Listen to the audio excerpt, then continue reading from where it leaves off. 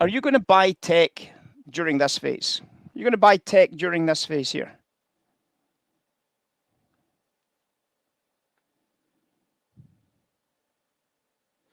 So, but you're going to buy. So what are you buying then?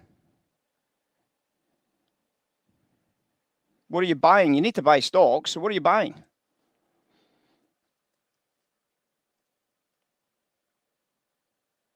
You're going to buy cyclicals. You're going to buy maybe utilities.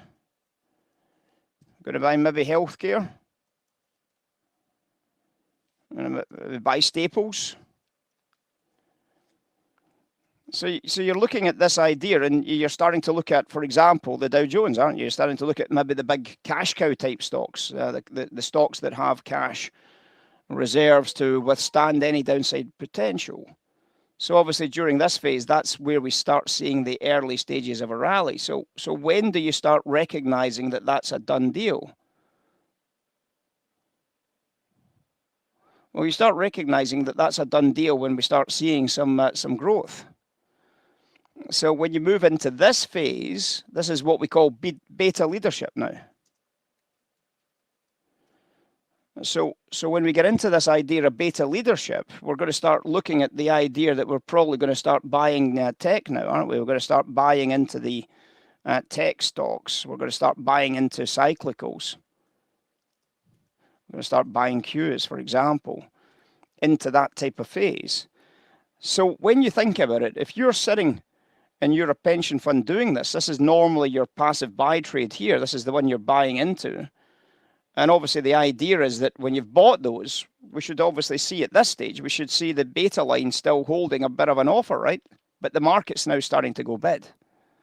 So if I was to look at the betas at this stage, then I would be looking at this and saying, okay, well, structurally, imagine the beta line currently still looks like that because everybody's still buying these and they've only just started to buy these. So obviously what I'm expecting now is I'm expecting that discount to start being really, really tempting on the Nasdaq. Really tempting, because if this was then separated out into a two-part chart, and this part, for example, this black line, for example, was the Dow Jones, it might well be that the Nasdaq is running perhaps more like this, isn't it? At this point, the Nasdaq's maybe running a bit more like that type of idea, right? But then what happens is we start seeing the Nasdaq coming into this type of idea here. Does that make sense?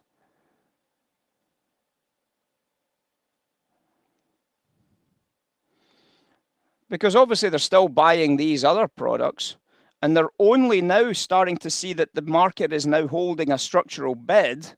Structurally, the market's now going bids. You know, the idea, the sentiment's now starting to show up as a buy sentiment.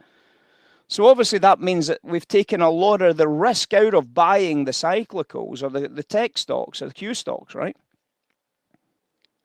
So obviously we then look at that discount price and say, well, now's the time to start buying into this, because we've seen the other markets like the S&P holding that. But this is exactly what happened yesterday. This is exactly what happened. Remember, the S&P went into a double distribution higher. The Dow Jones moved into a double distribution higher. And then Nasdaq traded off the bottom edges. Remember that? But we'd seen the structural change. Everything had structurally changed. And obviously, in line with the structural change, we can obviously recognize that the big discount's probably down in one of something like the Qs at that stage.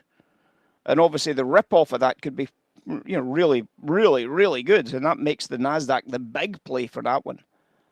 But we've got to see that structural bid coming back in. We've got to see that structural bid coming back in.